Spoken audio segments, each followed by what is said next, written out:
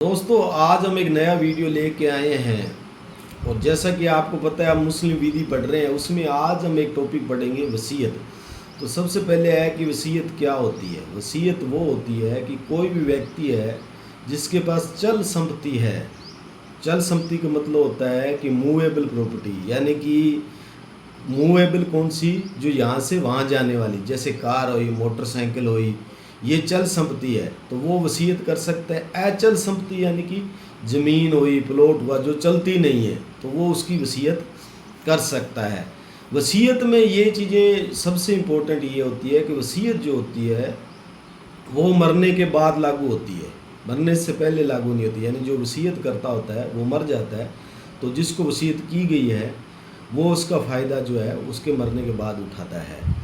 अच्छा, वसीयत जो है वो वसीयत करता है जो अपनी जो प्रॉपर्टी है, चल और अचल संपत्ति है, उसका 1/3 हिस्सा कर सकता है।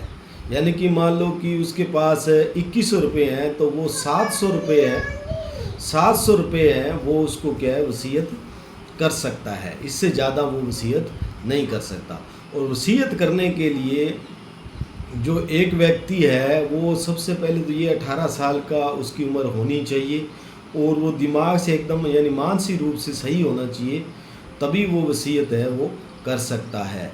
और वसीयत में ये भी चीज़ें होती हैं कि वसीयत है जो मौखिक और लिखित दोनों होती है, लेकिन आजकल क्या है कि वसीयत जो भी की जाए, मेरी सलाह है एज एडवोकेट खान इंदौर की तरफ से कि जो भी अब वसीयत की जाए उसको लिखित तरीके से करें। 2 उगा होने ज़्यादा ज़रूरी हैं और उसको बाद में वसीयत को रजिस्ट्री भी कराएं ताकि वो वसीयत है जो है वो पक्की मानी जाए, मतलब कल को वो चैलेंज ना की जाए।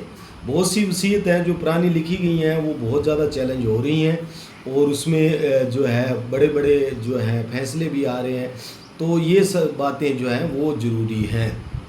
इसके अलावा जो है वसीयत जो इसमें देखो, मैं तो हिस्ट्री क्या थी मुसलमानों की वसीयत के पीछे। वसीयत के पीछे हिस्ट्री ये थी कि जब इसमें अल्लाह राज़ी होता है वसीयत करने में। इसमें क्या होता है कि जब आपका कोई आपके पास प्रॉपर्टी है और आपका कोई उत्तराधिकारी नहीं है, आपके बच्चे नहीं हैं, कुछ भी नहीं है, और आपको कोई संभाल रहा है व्यक्ति, आपका पालन पोषण कर रहा है, आपको संभाल रहा है, आपके काम आ रहा है, तो आप अपनी ज़मीन का 1/3 हिस्सा है जो उसको वसीयत कर दें ताकि उसको जो आपको संभाल रहा है उसको भी फ़ायदा हो। तो उसके कारण ये आई और इसमें बड़ी इस्लाम विधि में इसको अच्छा माना गया। और इसके अलावा ये हिस्ट्री इसकी ज़्यादा रही है। तो मैं आपको बता दूं, इसके अलावा कुछ लोग जैसे मान लो कि एक आदमी के पास 2400 रुपये हैं, एक उदाहरण के लिए समझो आप। अब 2400 रुपये हैं तो 200 रुपये मान लो कि उससे कोई बंदा जो है वो मांग रहा है, ठीक है, तो पीछे कितने रह गए 2200 रुपये। अब वो मर गया तो उसके कफन और दफन में 100 और लग गए, पीछे कितने रह गए 2100 रुपये।